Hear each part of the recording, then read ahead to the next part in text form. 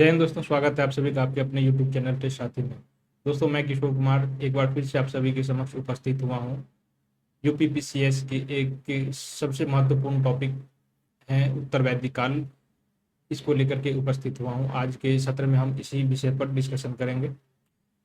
दोस्तों, ऋग वैदिक काल और उत्तर वैदिक काल की जो दोनों के बीच का जो डिवाइडर है, सबसे बड़ी विभाजक रेखा है, वो है लोहे का आविष्कार। इस लोहे के आविष्कार के कारण इन्होंने जो उत्तर वैदिक काल की सामाजिक, आर्थिक, राजनीतिक सभी क्षेत्रों को इसने प्रभावित किया और एक अलग जो है सभ्यता होने के लिए मजबूर, विकसित होने के लिए मजबूर कर दिया था। ये इन दोनों के बीच विभाजक रेखा, सबसे बड़ी विभाजक रेखा ये लोहे की आविष्कार है। लोहे के आविष्कार के कारण कृषि का अधिशेष उत्पादन शुरू हुआ। इसी के कारण नगरे बनने शुरू हुए। राजा कृषि के अधिशेष जैसे ही उत्पादन हुआ तो राजा की शक्ति में वृद्धि होने लगी। उससे राजा के कर जमा हो ज़्यादा, जो कर संपत्ति टैक्स जमा होने लगे, इससे राजा की शक्ति में वृद्धि होने लगी। दूसरा सबसे बड़ा जो आमूलचूल परिवर्तन हुआ था, सैन्य अस्त्र शस्त्रों में जो वृद्धि हुई थी, ये लोहे की प्रचलन के कारण ही हुआ था। लोहे के प्रचलन के बहुत सारे साक्ष्य मिले हैं इस काल में। उत्तर प्रदेश के अतरंजी खेड़ा और बहुत सारे ऐसे स्थल, ऐसा जिला है जहाँ से हमें इस प्रकार की चीज़ें मिली है और बहुत तात्विक प्रमाण मिले हैं, पुरातात्विक प्रमाण। तो इससे पता चलता है कि इस समय जो लोहे का प्रचलन था वो हो चुका था। ऋग वैदिक काल में लोहे का प्रचलन नहीं हुआ था। ये लोग केवल सोना, धातु और ये जो है तांबा और कांसे से ही अपना गुजर बसर करते थे। लोहे पहली बार उत्तर वैदिक काल में ही देखे गए थे। केवल इस आविष्कार के चलते इनकी जो जीवन शैली है, इसने जीवन के सभी लगभग जो आयाम है उसको प्रभावित किया था। आज के सत्र में हम इसी चीज़ पर बातचीत करेंगे और बातचीत करते हुए हम देखेंगे कि इनके जो समाज विस्तार है, साम्राज्य का जो विस्तार है, ये किस क्षेत्र में हुआ था। जैसे कि ऋग वैदिक काल में जो ऋग वैदिक लोग आर्य थे, इन्होंने सैंधव क्षेत्र, सप्त सैंधव क्षेत्र में अपनी सभ्यता बसाई थी। तो ये जो उत्तर वैदिक काल के लोग हैं, इन्होंने अपनी सभ्यता ऊपरी गंगा घाटी में और मध्य गंगा घाटी में बसाई थी। बाद में इनका जो विस्तार है, ये विंध्य पर्वत के क्षेत्र और पूर्वी भारत में भी हुआ था। तो इनकी साम्राज्य विस्तार को देखते हुए हम आगे बढ़ेंगे, देखेंगे कि इनके अध्ययन के स्रोत क्या क्या हैं, किस आधार पर इतिहासकारों ने इसके इतिहास काल का निर्माण किया था। इस काल में कौन कौन से ग्रंथ लिखे गए थे। जैसे ऋग्वेदिक काल में देखा था कि केवल ऋग्वेद के आधार पर ही ऋग्वेदिक सभ्यता का नामकरण हुआ था और उस काल में केवल ऋग्वेद ही लिखे गए थे। तो उत्तर वैदिक काल में और कौन कौन से ग्रंथ लिखे गए थे जिसके आधार पर इस काल का इतिहास निर्माण हुआ था। इस काल में जो ग्रंथ लिखे गए थे वो उपनिषद, पुराण के अलावा जो सूत्र साहित्य हैं, ये भी इनकी भी रचना इसी काल में हुई थी।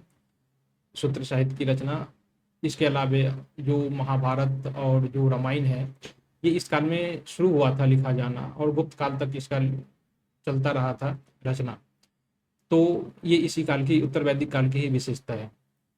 इनके साहित्यिक और पुरातात्विक स्रोतों के अलावा हम लोग जानने की कोशिश करेंगे कि इस काल की राजनीतिक स्थिति क्या थी। अभी अभी हमने जाना कि लोहे के आविष्कार के कारण इसने इनकी राजनीतिक जीवन भी प्रभावित हुई थी।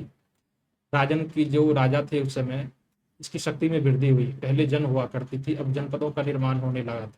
इन जनपदों से राजा की शक्ति में वृद्धि हुई। राजा भी अब सेना रखने लगे थे, अस्थायी सेना रखने लगे थे, बड़े बड़े युद्ध होने लगे थे। युद्ध के पैटर्न में भी बदलाव आया था। युद्ध के उद्देश्य भी बदल गए थे। पहले जो युद्ध होता था वो केवल गाय की खोज और चारागाहों की खोज के लिए युद्ध हुआ करता था। अब क्षेत्र विजय के लिए युद्ध होने लगा था। तो ये चीज़ें थी इस काल की विशेषता। तो राजनीतिक, इसने लोहे के आविष्कार ने राजनीतिक गतिविधियों को भी प्रभावित किया था।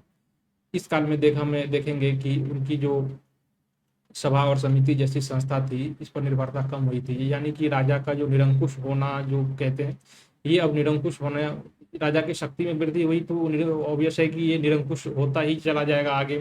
तो इस तरह जो पहली बार देखने को मिला था कि सभा और समिति की जो चादरें थी, सीमाएं थी, इसको इस काल में उतार कर फेंक दिया गया था उस समय के शासकों के द्वारा। फिर हम देखेंगे कि इनकी सामाजिक स्थिति क्या थी। जैसे कि ऋग्वेदिक काल में देखा था, ऋग्वेदिक समाज एक पुरुष प्रधान समाज तो था, लेकिन महिलाओं की काफी समाज में इज्जत थी। ऋग्वेद की बहुत सारी ऐसी ऋचाएं थी जिसको महिलाओं ने लिखा था।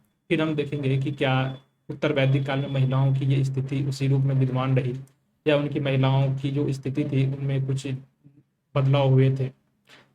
समाज के जो दूसरे पक्ष हैं, जैसे कि वर्ण व्यवस्था में शूद्रों की स्थिति को देखें तो इस पर भी हम विचार करेंगे कि शूद्रों की स्थिति इस समय क्या थी। ऋग्वेद काल में देखें तो शूद्रों वर्ण विभाजन तो था नहीं, केवल आर्य और गैर आर्य थे। लेकिन इस काल में जो ऋग्वेद काल के जो अंतिम मंडल है, ऋग्वेद काल के अंतिम समय है, उसमें चतुर्वर्ण व्यवस्था जो कहते हैं वो स्थापित हो चुकी थी। इस समय समाज स्पष्ट रूप से 4 वर्गों में बढ़ चुका था। जब बढ़ चुका था तो ब्राह्मण का विशेषाधिकार भी होगा, और यहाँ पर निचले जो स्तर हैं शूद्र, तो इनकी स्थिति में गिरावट आई होगी। तो देखेंगे कि इसमें शूद्रों की स्थिति क्या थी। दूसरा, इस समय दास की स्थिति क्या थी। हमने हमने जो वो देखा था ऋग्वैदिक काल में कि दास तो थे उस समय, लेकिन दास को घरेलू कार्यों में ही लगाया जाता था। अब देखेंगे कि उत्तर वैदिक काल में दासों की स्थिति में क्या कोई गिरावट आई। अभी भी वो घरेलू कार्य में ही लगाए जाते हैं या उसे कोई दूसरा आर्थिक उत्पादन में लगाया जाता है, जैसे कि कृषि पशुपालन वगैरह कराया जाता है। इनकी सामाजिक स्थिति को देखते हुए हम इसकी आर्थिक गतिविधियों को भी देखने की कोशिश करेंगे। आर्थिक गतिविधि में हमने अभी आपको कहा था कि लोहे के आविष्कार के कारण कृषि जो व्यापक पैमाने पर जंगलों की कटाई संभव हो पाई थी। बड़े बड़े जंगलों को काट काट के खेती किया जाने लगा था। खेती की गहन जो जुताई हो सकती थी खेतों की, वो लोहे के आविष्कार से बहुत कुछ संभव हो गया था। तो एक साइंटिफिक कारण है कि जब खेतों की गहन जुताई की जाती है तो भूमि की उर्वरता बढ़ती है, और जंगलों के साफ करने की भी लोहे की आवश्यकता बढ़ती थी। इन दोनों वजह से इस काल में जो कृषि के अधिशेष उत्पादन है बहुत ज़्यादा हो गई थी, जिससे व्यापार व्यवस्था काफ़ी फैली थी, नगरों का जो है विकास हुआ था। फिर देखेंगे कि नगर में जो और शिल्प और कारीगर वगैरह सब हैं उनका उदय हुआ था। तो इनकी आर्थिक स्थिति बारे में हम देखेंगे। साथ ही हम लोग ये भी देखेंगे कि इनकी जो अर्थव्यवस्था थी वो कृषि आधारित ही थी या फिर ये पहले की तरह पशुपालन आधारित थी। ये देखते हुए हम इसकी धार्मिक स्थिति के बारे में देखेंगे कि जैसे कि हमने देखा था कि ऋग्वैदिक काल के जो प्रमुख देवता थे इंद्र, वो इस काल में उनकी क्या स्थिति रहती है, ये उसकी स्थिति सेम है या फिर कोई नए देवता आ गए हैं। तो इनकी धार्मिक स्थिति के बारे में भी देखने की कोशिश करेंगे। दोस्तों, तो आज के जो हमारा सत्र है, आज का जो हमारा सेशन है, आज के सेशन में इन्हीं टॉपिक पर बातचीत करेंगे। एक बार आपको याद दिला दूं कि पिछले सेशन में हम लोगों ने ऋग्वैदिक काल के बारे में जाना था।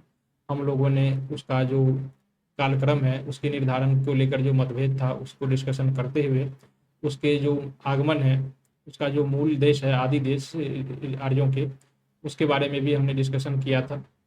उसके साथ हमने उसके जो आर्यों की जो सामाजिक राजनीतिक धार्मिक स्थिति है इस पर भी डिस्कशन करते हुए अपने अध्याय को समाप्त किया था। आज के सेशन में हम उत्तर वैदिक काल के बारे में डिस्कशन करेंगे। दोस्तों, आगे बढ़ने से पहले बता दूं कि हम टेस्ट साथी की ओर से आप सभी के समक्ष एक टेस्ट सीरीज लेके आए हैं, जिसमें हमारा जो कुल 35 टेस्ट रखे गए हैं। 35 टेस्ट में से 14 आपके सेक्शनल से जो सेक्शनल टेस्ट हैं, 8 इसमें से फुल लेंथ हैं, 6 सी सेट के टेस्ट हैं और कुछ रिवीजन टेस्ट हैं भी हैं। आपके लिए बहुत ही महत्वपूर्ण रहने वाला है, तो आप उस टेस्ट से ज्वाइन कर सकते हैं। टेस्ट ज्वाइन करने के लिए आप यूट्यूब से पर दिए गए नंबर और यूट्यूब से भी संपर्क कर सकते हैं। साथ ही हमारा जो टेस्ट साथी मोबाइल ऐप है, आप वहाँ से भी डाउनलोड कर सकते हैं। दोस्तों, ये हमारा जो यूपीपीसीएस का जो आज का जो बैच है, यूपीपीसीएस के 100 डेज का जो प्रोग्राम है उसी का एक हिस्सा है। यह प्रोग्राम जो है यूट्यूब चैनल टेस्ट साथी की यूट्यूब चैनल पर चलाई जा रही है। इसमें पूरे 100 डेज में आपको यूपीपीसीएस की जो प्रीलिम्स है उसकी तैयारी कराने की जिम्मेदारी ली गई है। तो आपको यहाँ से जुड़ के आप अपनी तैयारी को परख सकते हैं, अपनी तैयारी में तेज लगा सकते हैं, धार लगा सकते हैं। साथ ही दोस्तों, मैं बता दूं कि हमारे चैनल पर आपको यूपीपीसीएस की जो PYQ प्रीवियस ईयर जो क्वेश्चन है उसका डिस्कशन भी कराया जा रहा है, तो आप वो भी आप देख सकते हैं। साथ ही टेस्ट की जो व्याख्या है वो भी आपको वहाँ पर कराई जाएगी।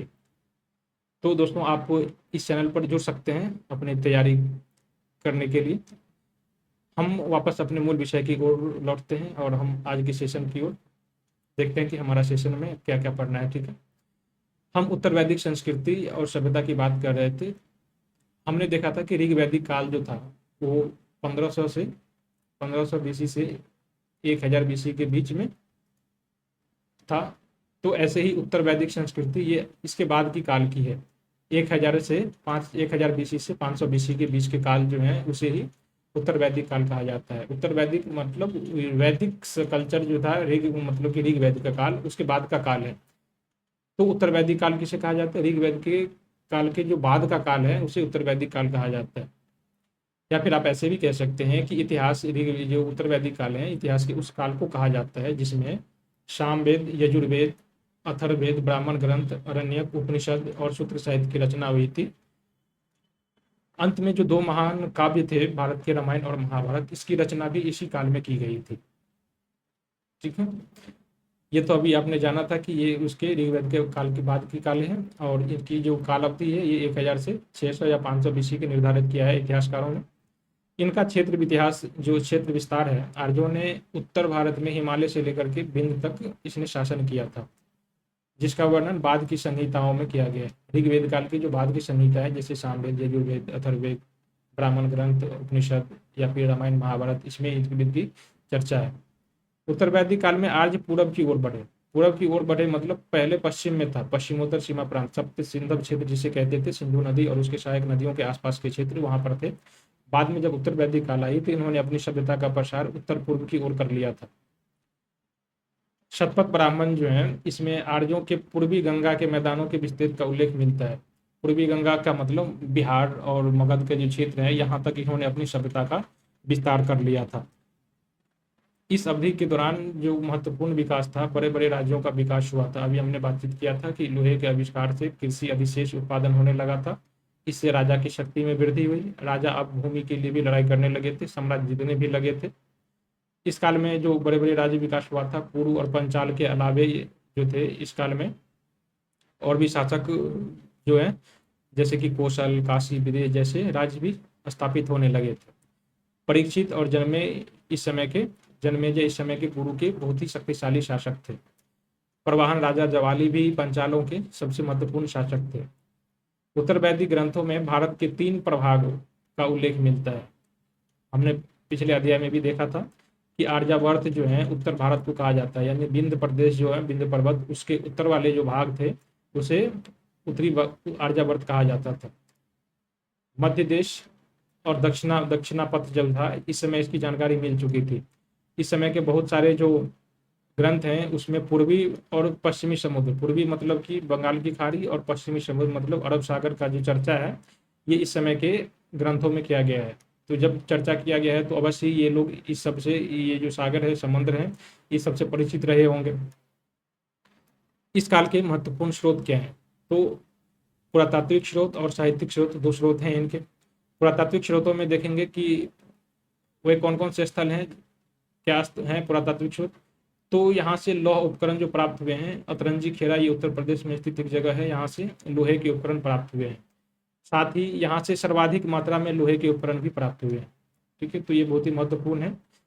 ये लौह उपकरण हमें उत्तर वैदिक काल की जानकारी प्रदान करते हैं।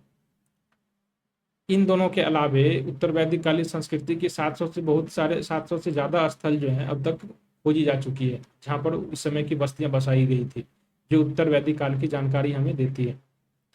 इस काल में भरत और पुरु नामक कबीले मिलकर उत्तर वैदिक काल में पुरु नाम से जाने गए थे, और इन्हीं के नाम पर इस क्षेत्र का, इन्होंने पुरु लोगों ने जिन क्षेत्र पर शासन किया था, इन्हीं को पुरु क्षेत्र का नाम पड़ा था।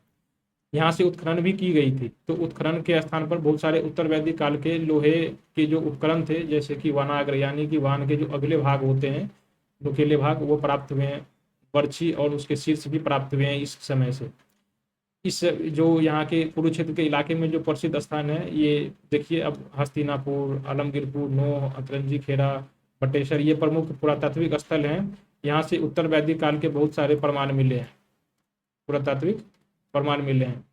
तो आपको प्रीलिम्स एग्जाम में पूछे जा सकते हैं, 4 ऑप्शन दे दिए जाएंगे, फिर पूछेंगे कि इनमें से कौन से स्थल हैं जहाँ से उत्तर वैदिक काल के पुरातात्विक चीजें प्राप्त हुई है, पुरातात्विक वस्तु प्राप्त हुई है। तो आप सही आंसर को टिक लगा सकते हैं।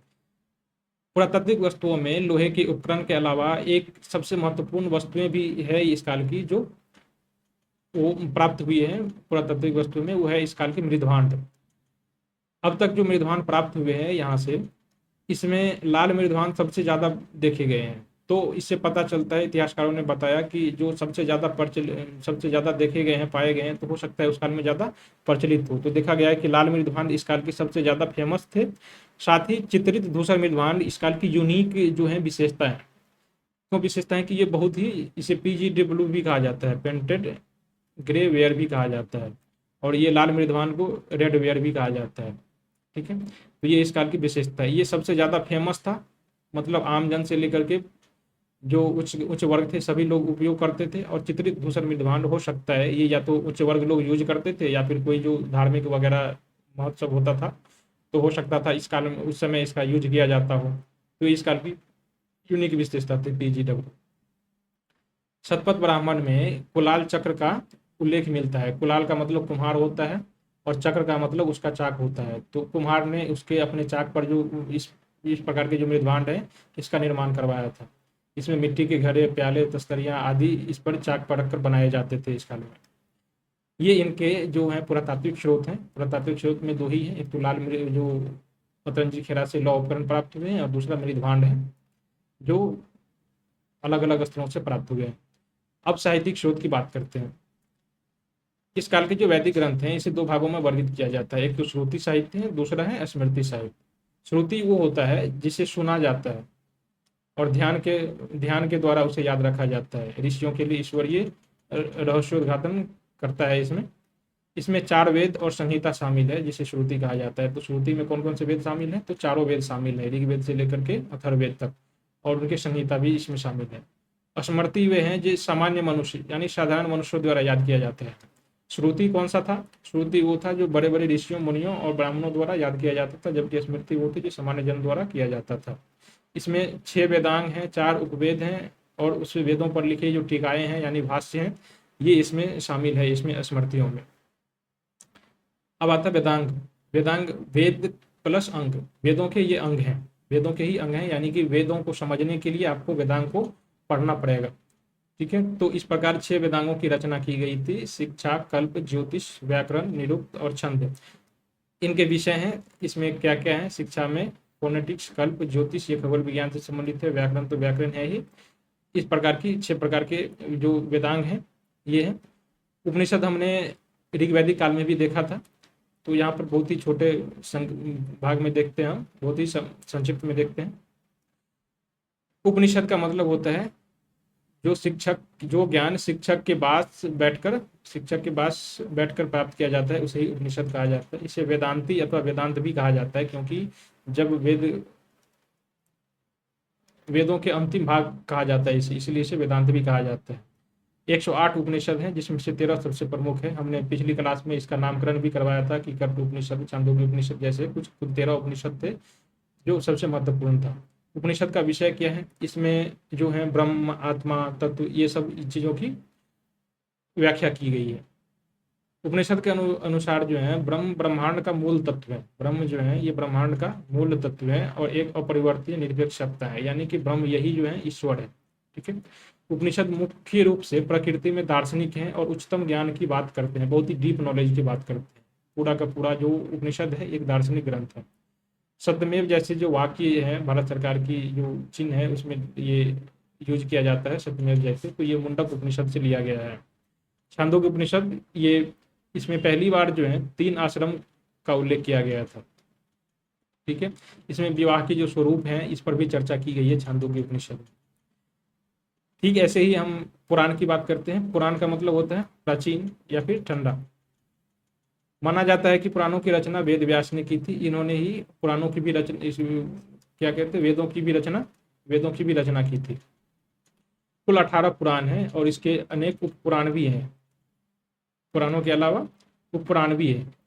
इन पुराणों की विषय क्या है? पुराणों को पहले तो 5 भागों में वर्गीकरण किया गया है। 5 भागों में, जिसे सर्ग, प्रतिसर्ग, मनवंतर, वंश और वंशानुचरित कहा जाता है। जो सर्ग टाइप के पुराण है उसमें ब्रह्मांड की रचना कैसे हुई थी, सृष्टि की रचना कैसे हुई थी, इस पर विस्तृत वर्णन दिया गया है।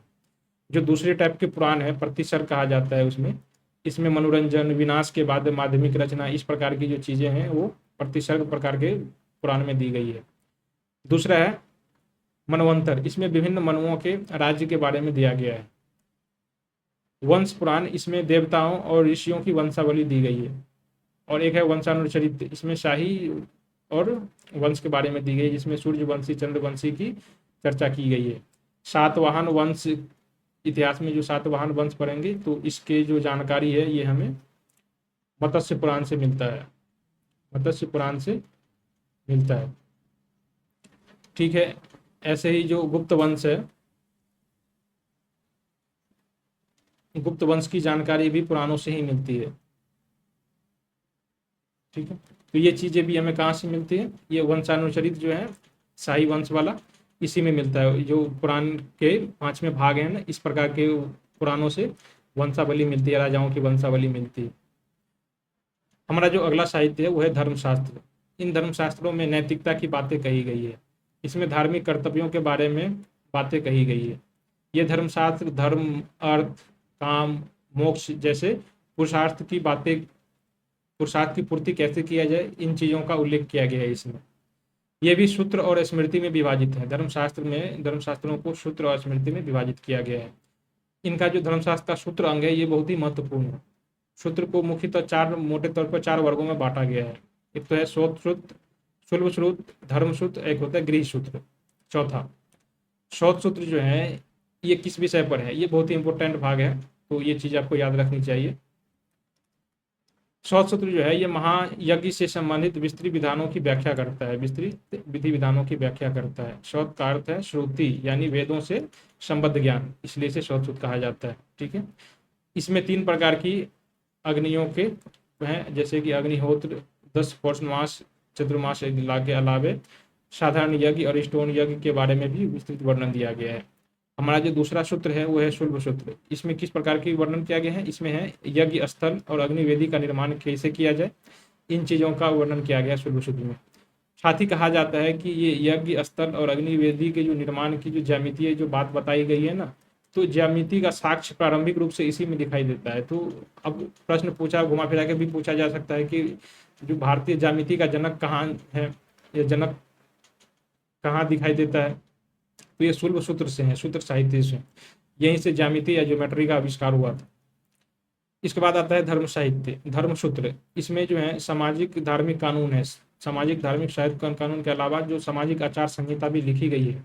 इसमें आपस्तंभ सूत्र है, हिरण्यकेशी सूत्र है, बौधायन सूत्र, गौतम धर्म सूत्र और ऋग्वेद से संबद्ध जो एक धर्म सूत्र है वशिष्ठी धर्म सूत्र, ये उल्लेखनीय है। इनके अलावा चौथा जो सूत्र आता है वो होता है गृह सूत्र। इसमें पारिवारिक संस्कार के अलावा उत्सव, व्यक्तिगत यज्ञों से संबंधित विधि विधान की चर्चा की गई है। ऋग्वेद से संबंधित गृह सूत्र जो है संख्यायन और अश्वलायन है, मतलब सभी जो वेद हैं इससे संबद्ध एक एक क्या किया गया है, एक एक सूत्र गृह सूत्र लिख दिया गया है। तो जैसे ऋग्वेद से संबंधित जो गृह सूत्र है वो संख्यायन और अश्वलायन है, तो ऐसे ही यजुर्वेद से संबंधित जो गृह सूत्र है वो है पारस्कर सूत्र, आपस्तंभ सूत्र, हिरण्यकेशी सूत्र, बौधायन सूत्र और भारद्वाज सूत्र। ऐसे ही सामवेद से जो रिलेटेड सूत्र हैं वो है गोभिल सूत्र और खादिल सूत्र। साथ ही जो अथर्ववेद से संबंधित जो सूत्र हैं वो है कौशिक सूत्र। इन सभी में जो गोभिल सूत्र है, गोभिल को ये सबसे प्राचीन गृह सूत्र माना जाता है। हमने अब तक देखा था इनके जो साहित्य है, ये देखा पुरातात्विक स्रोत और साहित्यिक स्रोतों को देखा। अब हम इनकी जो राजनीतिक संरचना है उत्तर वैदिक काल की, ये हम लोग जानने की कोशिश करेंगे। उत्तर वैदिक काल में जो है ये अब जनपद में विकसित हो चुका था। पहले हम देखा था कि जन जो होता था, जन ये राजन इसका शासन हुआ करता था, अब ये जनपदों में विकसित हो गया था। बड़े बड़े राज्य विकसित होने लगे थे, बड़े बड़े क्षेत्र नगर विकसित होने लगे थे। क्षेत्र के लिए इन जनपदों के बीच में बार बार युद्ध होने लगे थे। जबकि हमने ऋग्वैदिक काल में पढ़ा था कि युद्ध का कारण क्या था, गविष्टि मतलब गवन्वेषण, गाय की खोज के लिए युद्ध होता था या फिर चारागाह की खोज के लिए युद्ध होता था। अब युद्ध क्षेत्रों की विजय के लिए हो जाने लगा है। इस चरण के दौरान राजन का अधिकार अधिक स्पष्ट हो गया था। राजा जो है अब अधिक शक्तिशाली हो गया था। उसे रत्नी नामक मंत्री परिषद या फिर कहे कि मंत्री या सहायक कर्मचारी भी उसे मदद करने के लिए गठन किया जाने लगा था। राजा के 12 रत्न थे, इसे ही रत्निन कहा जाता था। आप इस काल के इसे मंत्री परिषद भी कह सकते हैं, जो राजा के काम में हाथ बटाता था। तो ये चीज ऋग्वैदिक काल में नहीं थी। ऋग्वैदिक काल में राजा जो था वो कबीले का ही सदस्य होता था और गाय की केवल जब युद्ध होता था गाय की खोज या चारागाह की खोज के लिए, तो उनका काम केवल ये होता था कि युद्ध का नेतृत्व करता था। इसके अलावा कोई अलग से उनकी साम्राज्य या फिर जो राज दरबार होता था, इस तरह की चीजें नहीं हुआ करती थी। अब चूंकि राजा के कर्तव्य अधिक परिभाषित हो गए थे, धन संपत्ति लोगों के पास जमा होने लगी थी, राजाओं के पास भी धन संपत्ति जमा होने लगी थी। तो अब इन सभी की सुरक्षा के लिए कहीं ना कहीं एक आवश्यकता हुई एक राजा की, ठीक है। क्योंकि जैसे ही लोगों के पास धन संपत्ति बढ़ेगी तो एक दूसरे पर आक्रमण बढ़ेगा, तो इन सभी के लिए सामाजिक नियम होनी चाहिए, राजनीतिक नियम होनी चाहिए, इन सभी की रखवाली के लिए राजा के पास शक्ति होना चाहिए। तो इसी के लिए राजा, उनके दरबार, उसमें मंत्री परिषद, इस सभी चीज़ों का आविष्कार होने लगा था। अब जो मुखिया थे, अब ये वंशानुगत होने लगा था। मुखिया यानी कि राजा जो है, इनका पद वंशानुगत होने लगा था। जबकि इससे पहले हमने देखा था कि ऋग्वैदिक काल में सभा और समिति दो संस्था थी जो राजा को पद नियुक्त भी करता था और पद मुक्त भी करता था, सस्पेंशन भी कर सकता था। तो अब ये चीज़ें अब नहीं रही, अब पद वंशानुगत हो गया। मतलब एक बार जो राजा बना तब तो उसके बाद उसी के परिवार से बनता राजा बनता चला जाएगा। अस्थाई सेना की मौजूदगी अभी भी नहीं आई थी, सेना अभी भी मौजूद, अस्थाई सेना का विकास नहीं हुआ था। राजसूय यज्ञ, वाजपेयी यज्ञ, अश्वमेध यज्ञ, ये राजा बड़े बड़े टाइप के यज्ञ करने लगे थे। ऐसा करने से उनकी शक्ति में वृद्धि होती थी। अभी आपने पढ़ा होगा कि अश्वमेध यज्ञ में एक घोड़ा छोड़ा जाता था और जो घोड़ा वो जहाँ तक जाएगा अपने स्वच्छंद रूप से यदि विचरित करते हुए जहाँ तक जाएगा तो वहाँ तक की चीज़ें, वहाँ तक की जो क्षेत्र है वो उसे राजा का मान लिया जाएगा, और जो घोड़ा को रोकने का प्रयास करेगा उसे युद्ध करना पड़ेगा। तो ये चीज़ें जो हैं इसी काल में विकसित हुई थी। अब राजा ने सम्राट, एकराट, विराट या चक्रवर्ती जैसी उपाधि अब इस समय धारण करनी शुरू कर दी थी। राष्ट्र शब्द अब ये पहली बार इसी काल में दिखाई देने लगा था। सभा और समिति जैसी जो सभा थी और समिति जैसी जो इस समय की परिषद थी, इस पर निर्भरता कम हो गई थी, इनकी शक्ति अब कम हो गई थी। ऐसा इसलिए हुआ था कि चूंकि अब राजा बहुत ही शक्तिशाली हो गया था, अब इनकी पूछ बहुत ही नहीं के बराबर होने लगी थी, कम हो गई थी। सभा समिति के अलावा एक और संस्था थी उस समय परिषद, वो थी विदत। ये तो पूरी तरह गायब ही हो गया था इस समय उत्तर वैदिक काल में। महिलाओं को अब इन सभाओं में शामिल होने की अनुमति नहीं थी।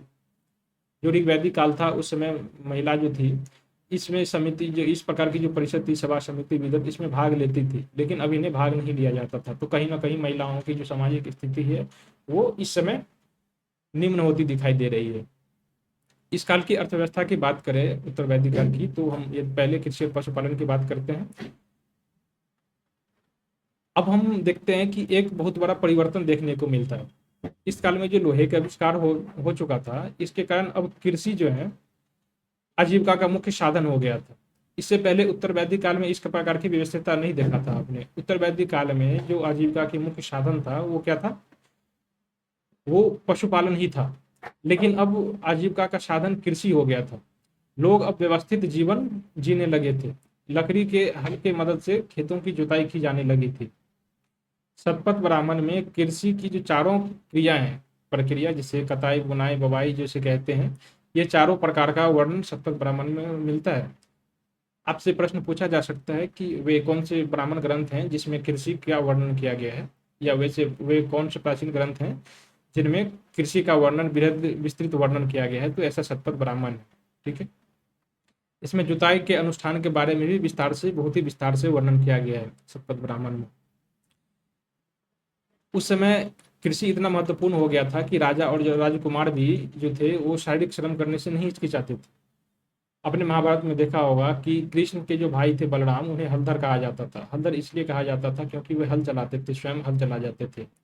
लेकिन बाद के जो काल थे, मतलब कि उत्तर वैदिक काल का जो अंतिम चरण आया, तो बाद के समय में जो सूत्रकार थे उन्होंने उच्च वर्णों के लिए जुताई निषिद्ध कर दिया। बताया गया कि ये जो है शूद्रों का काम है, शूद्र अभी अब किसानी काम करेंगे और उच्च वर्ण केवल वेद पाठ करेंगे। अथर्ववेद में बताया गया है कि सर्वप्रथम पृथ्वीवेन नामक व्यक्ति ने हल चलाया था, ठीक है। इस काल में अनाजों की संख्या में भी वृद्धि हुई थी। जबकि हमने जो ऋग्वैदिक काल थी उसमें देखा था कि जो जौ और गेहूं की महत्वपूर्ण उस समय के जो कृषि साधन थे, तो पहले तो कृषि होती नहीं थी, पशुपालन आधारित समाज था। दूसरा जो थोड़ा बहुत खेती होता था वो कृषि, जौ और गेहूं पर आधारित था। लेकिन अब अनाजों में वृद्धि होने लगी थी। यव शब्द प्रयोग किया गया है जौ के लिए, और गोधूम शब्द प्रयोग किया गया है किसके लिए, गेहूं के लिए। इस काल में व्रीहि अथवा तंदुल शब्द प्रयोग किया गया है चावल के लिए। यानी अब चावल जो है एक विशिष्ट अनाज के रूप में इस काल में प्रचलित हो चुका था। इसके अलावा ये जो दलहन है, उड़द, मसूर, तिल, गन्ना, ये भी इस समय साक्ष्य देखने को मिला है। इस समय इंद्र को भी सुनासिर कहा गया है। सुनासिर का मतलब होता है हलवाह, जबकि अपने ऋग वैदिक काल में जो देखा था, इंद्र को क्या कहा जाता था? पूरन जो है, पूरन दुर्गों की जो तोड़ने वाला है वो कहा जाता था इंद्र को, वर्षा के देवी देवता के रूप में उसमें पूजा जाता था। लेकिन अब क्या कहा जाने लगा? उन्हें हलवाहा के रूप में कहा जाने लगा है। काठक संहिता में 24 जो है बैलों के द्वारा हल चलाए जाने का उल्लेख मिलता है। ठीक है, तो आपसे प्रश्न पूछा जा सकता है कि वो कौन से प्राचीन ग्रंथ हैं जिसमें 24 बैलों के द्वारा हल चलाए जाने का उल्लेख मिलता है? तो ऐसा चीज काठक संहिता में किया गया है। छांदोग्य उपनिषद में एक जगह पर बताया गया है कि कुरु जनपद में कभी भी ओले नहीं पड़े थे। कुरु जनपद में कभी भी ओले नहीं पड़े थे और न ही कभी टिड्डियों के उपद्रव के कारण अकाल पड़ा था। ऐसी बातें छंदोग्य उपनिषद में लिखी गई है। पंचाल के जो प्रमुख राजा थे, इसमें प्रवाहन राजा जवाली थे, अरुणी और श्वेत केतु नाम ये प्रमुख राजा थे। ये लोग, इस काल के जो लोग थे, ये उर्वरक से भी प्रचलित थे, उर्वरक से भी प्रचलित थे। आप अनुमान लगा सकते हैं कि अभी हम लोग उत्तर वैदिक काल में हैं, 1000 बीसी से 500 बीसी के काल में। और इस काल में लोग खाद यानी कि उर्वरक के बारे में जानते थे कि कोई कृत्रिम तरीके से भी खेती की उर्वरा शक्ति, खेतों की उर्वरा शक्ति को बढ़ाया जा सकता है। अथर्ववेद में पशुओं की प्राकृतिक खाद, मतलब पशुओं के जो गौमूत्र और जो गोबर वगैरह होते हैं, इससे प्राकृतिक खाद बनाया जा सकता है। ये बातें उस काल के उत्तर वैदिक काल के लोगों को ज्ञात था। वाजस्नेही संहिता में गोधूम यानी कि गेहूं, यव, व्रीहि यानी कि धान, इन चीज़ों के उपज का वर्णन मिलता है। ये चीज़ें तो इस समय में, यदि संहिता में, वाजस्नेही संहिता में वर्णन है, तो अवश्य ही इस काल में उगाया जाता होगा। हमने ये भी पढ़ा था कि अतरंजी खाल में, अतरंजी खिरा से जो लोहे के उपकरण प्राप्त हुए हैं, इसमें हंसिये प्राप्त हुए हैं। तो हंसिये का क्या काम होता होगा? धान की कटाई, गेहूं की कटाई के लिए। साथ ही जौ, चावल, गेहूं के प्रमाण भी अतरंजी खेला से मिलने को मिला है। इस काल में लोहे की खोज की गई थी और कृषि के उद्देश्य के लिए जंगलों को साफ किया जाता था। साथ ही उसमें जंगलों में आग भी लगाया जाता था खेत, ताकि उसे खेत में परिवर्तित किया जा सके। राजा के खजाने में बलि और भाग, ये दो कर थे। बलि और भाग एक कर थे जो आमतौर पर 1/6 हुआ करता था, यानी उपज का 1/6 हुआ करता था। ये पारंपरिक योगदान थे। पहले ऋग वैदिक काल में ये ऐच्छिक था, मतलब कोई समाज के कोई वर्ग राजा को अपना योगदान दे भी सकते थे और नहीं भी दे सकते थे। लेकिन अब ये अनिवार्य हो गया। अब सभी किसान राजा को बलि और भाग के रूप में टैक्स देंगे ही देंगे, उपज का 1/6 भाग। इस काल में जो राजा के जो ये कर एकत्रित करने वाले अधिकारी थे, इसे संग्रहित्री कहा जाता था, संग्रहित्री। तो आपसे पूछा जा सकता है कि उत्तर वैदिक काल में जो टैक्स वसूल अधिकारी होते थे वो कौन थे या फिर क्या कहलाते थे? तो ये संग्रहित्री नामक अधिकारी थे जो इस समय टैक्स वसूलने का काम करते थे। और टैक्स जमा करने का काम जो था ये कोषाध्यक्ष करता था, और कोषाध्यक्ष को उस समय समगित्री अथवा भागदुखा कहा जाता था। तो ये भी आपसे पूछा जा सकता है कि उत्तर वैदिक काल में कोषाध्यक्ष के लिए कौन सा शब्द प्रयोग किया जाता था? तो ये भागदुखा अथवा समगित्री शब्द का प्रयोग किया जाता था। इस काल में धातु शिल्प कौन कौन सी थी? धातु कौन कौन सी थी और धातु शिल्प कौन कौन सी थी? धातु पहले की तरह ही थी, लेकिन एक विशिष्ट धातु जो आ गई थी वो है लोहा। सोने और चांदी के अलावा सबसे महत्वपूर्ण धातु जो थी, लोहा आ गई थी। तैत्तिरीय संहिता में रजत के लिए, रजत यानी कि सिल्वर, इसके लिए कौन सा? रजत हिरण्य शब्द का प्रयोग किया गया है। रजत यानी कि चांदी, इसके लिए कौन सा शब्द? रजत हिरण्य शब्द का प्रयोग किया गया। ठीक है।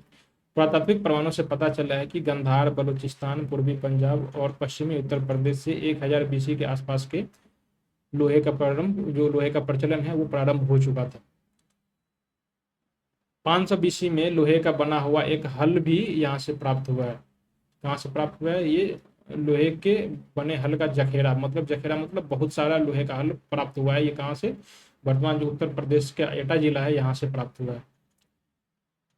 अब देखो, यदि लोहे के आविष्कार से कृषि के अधिशेष उत्पादन हुआ, तो उस अधिशेष उत्पादन से अवश्य ही व्यापार ही उन्नत व्यवस्था में रही होगी। साथ ही धातुओं का व्यापार भी रहा होगा। इसके अलावा बहुत और सारी वस्तुएं हैं जिसका व्यापार किया जा सकता था।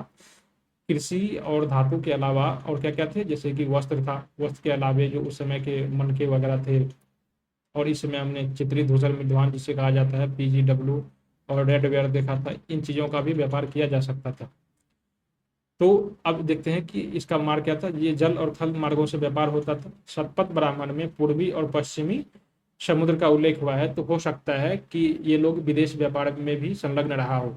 यदि सतपथ ब्राह्मण में ऐसी बातें, यदि अरब सागर और बंगाल की खाड़ी के बारे में वर्णन किया गया है, तो हो सकता है कि इनके कुछ बंदरगाह भी रहा हो और वहां से विदेश व्यापार में भाग लेता हो, लेकिन इस तरह की कोई चीज़ें लिखित प्रमाण नहीं मिला है।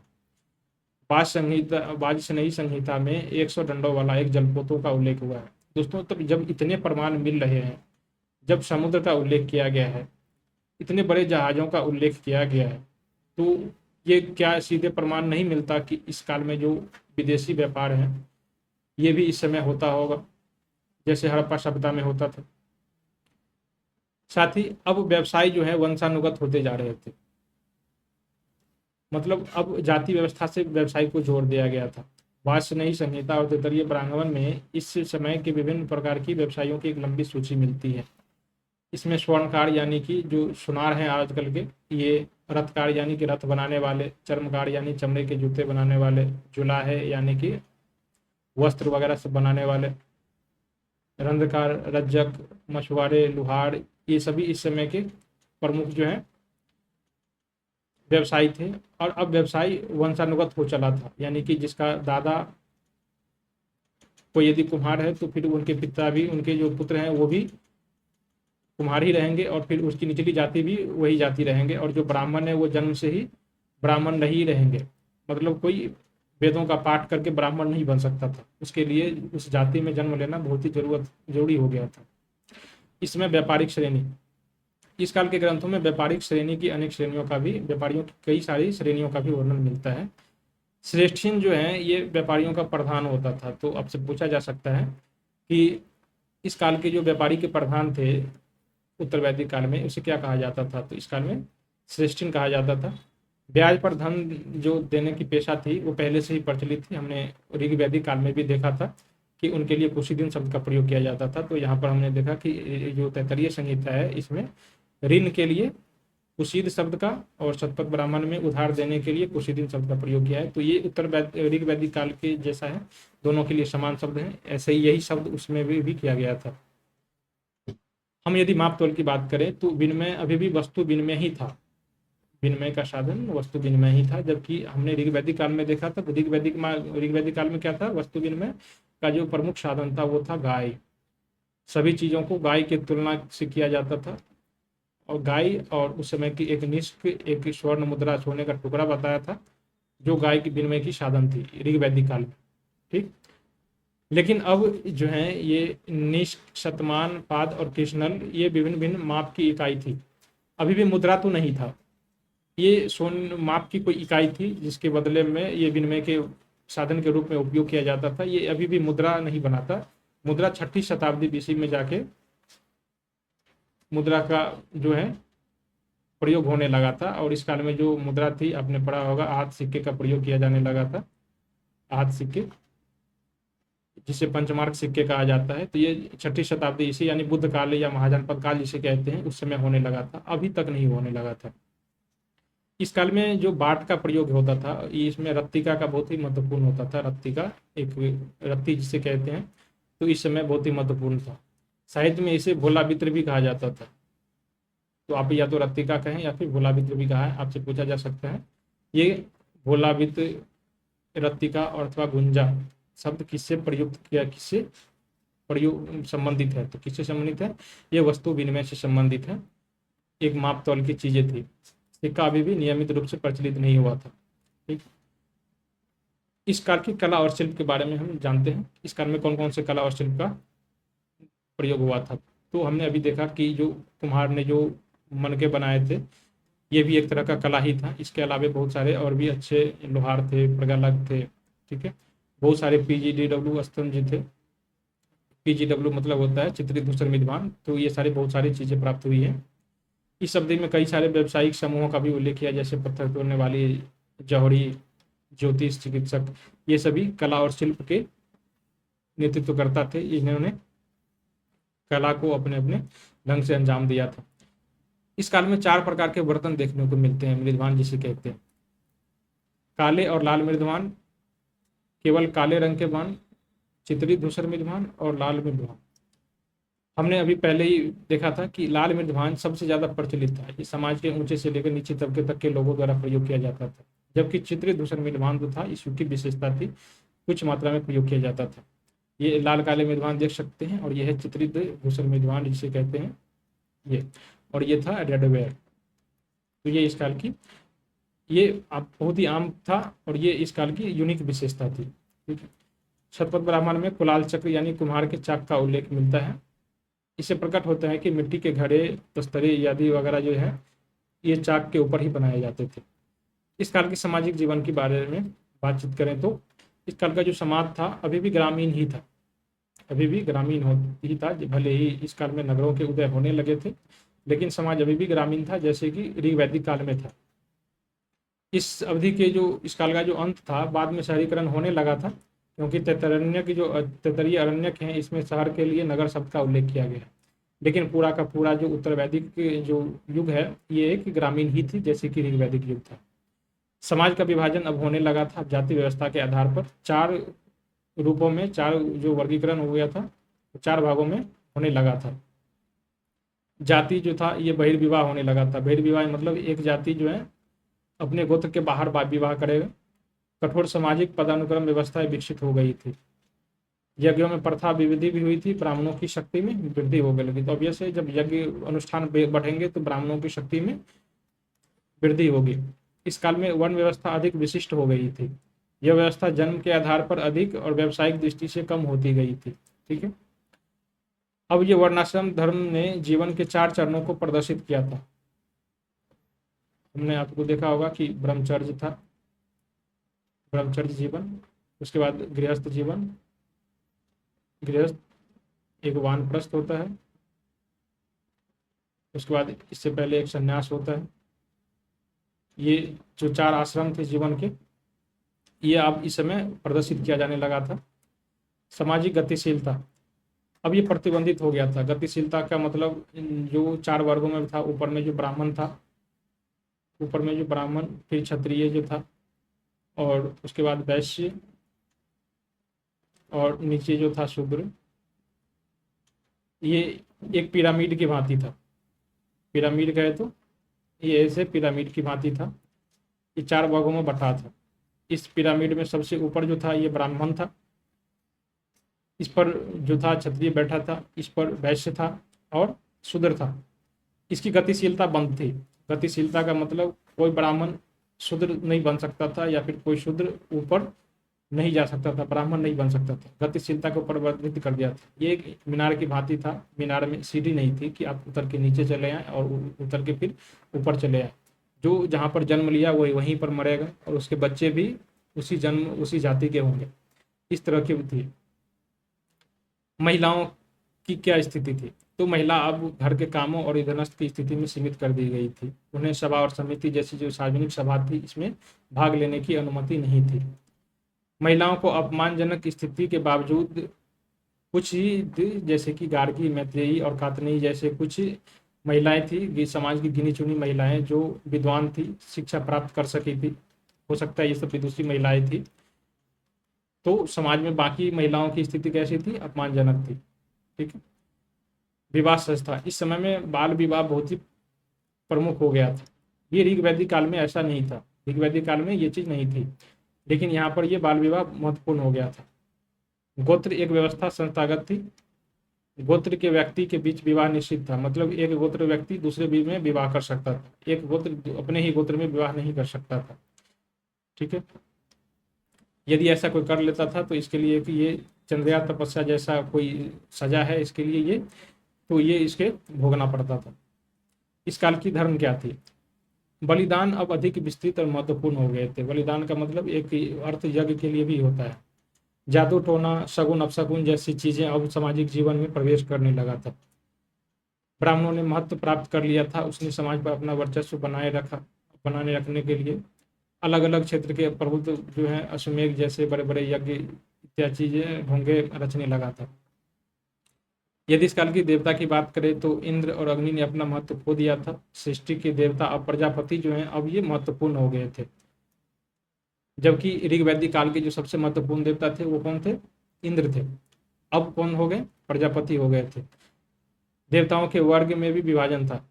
अब जैसे कि अब ऊंचे वर्णों के जो देवता हैं वो अलग होंगे और निचली देवताओं के वर्ण की देवता अलग होंगे। ऋग वैदिक काल में हमने देखा था कि पूषण जो है ये पशुओं के देवता थे।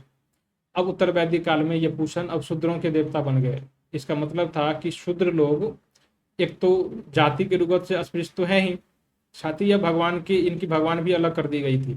अब ये उन भगवान को पूजा नहीं कर सकते थे जिन भगवान को ब्राह्मण लोग पूजा करते थे, ब्राह्मण क्षत्रिय लोग पूजा करते थे। अब इसे ब्राह्मण भगवानों से भी मुक्त कर दिया गया था, समाज से तो बाहर कर ही दिया गया था, साथ ही अब ये देवताओं से भी इसे वंचित कर दिया गया था। जाते जाते हम लोग देखेंगे कि ऋग वैदिक काल और उत्तर वैदिक काल के बीच जो है क्या विभाजन है, क्या परिवर्तन हुई थी। कई बार पूछ दिया जाता है कि उत्तर वैदिक काल में अब 4 ऑप्शन दिए रहेंगे और उसमें से रहेगा कथन में कौन में से कौन सा कथन सही है, कौन सा कथन गलत है। तो हो सकता है इस तरह के कथन में आपको पूछी जा सकती है। 3 ऑप्शन में दे देंगे कि जातीय ऋग वैदिक काल की जातीय व्यवस्था निश्चित थी और जन्म की व्यवस्था पेशे पर आधारित थी। फिर ऐसे कुछ उल्टे सुल्टे कुछ आगे दे देंगे, आपसे पूछा जाएगा कि निम्न में से कौन सा कथन सही थे, इसलिए महत्वपूर्ण है। तो हम देखते हैं ऋग वैदिक काल की जाति व्यवस्था लचीली थी, जन्म के आधार पेशे पर आधारित थी। लेकिन उत्तर वैदिक काल में क्या हो गया था, अब ये कठोर हो गया था। अब पेशे वैसे कुछ नहीं थी, अब जन्म मुख्य मानदंड बन गया था जाति के लिए। यानी कि जो व्यक्ति जो जाति में जन्म लेगा वो वही उनका जाति बन जाएगा। ऋग वैदिक काल में शूद्र अथवा अछूत जैसी कोई अवधारणा नहीं थी। लेकिन उत्तर वैदिक जो काल था इसमें ये इनका मुख्य शूद्र जो था, समाज स्पष्ट रूप से 4 वर्गों में विभाजित हो चुका था और शूद्र जो है सबसे निचले पायदान पर था। इसका एक ही कार्य था, उच्च जातियों की सेवा करना। ऋग्वैदिक काल जो है इसमें महिलाओं को अधिक स्वतंत्रता थी। उन्हें एक निश्चित सीमा के भीतर राजनीति में भी भाग लेने के लिए स्वतंत्रता दी गई थी। वो भले ही कोई शासक या राजा नहीं बन सकती थी, परिवार का नेतृत्व नहीं कर सकती थी, लेकिन राजनीति की जो सभा और समिति थी इसमें भाग लेती थी, सभा समिति विद्युत में। लेकिन अब ऋग्वैदिक समाज में ऐसा नहीं था, महिलाओं को केवल अधीनस्थ मान लिया गया था। अब वो केवल विनम्र भूमिका पति पत्नी के रूप में ही इज्जत मिलेगी तो मिलेगी, ऐसी ही भूमिका उन्हें निभानी पड़ेगी।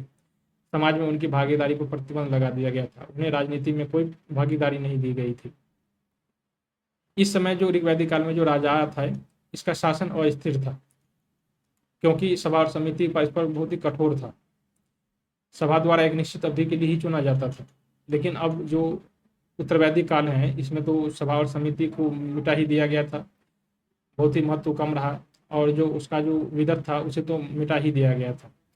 राजा बहुत ही शक्तिशाली हो गया था, वो बड़े बड़े जो हैं वो जिसे कहते हैं पदवी धारण करना, वो धारण करने लगा था, एक राट की जो है वो धारण करने लगा था। दूसरा, इस काल की जो ऋग्वैदिक काल की जो समाज था ये चरवाहा अथवा अर्ध खाना बदोश यानी कि चरवाहा पशुपालक टाइप का समाज था। जबकि इस काल में अधिक स्थिर हो गया था, चूंकि अब कृषि प्रधान हो गई थी तो कृषि होने के लिए एक जगह पर इकट्ठा होना बहुत ही जरूरी था।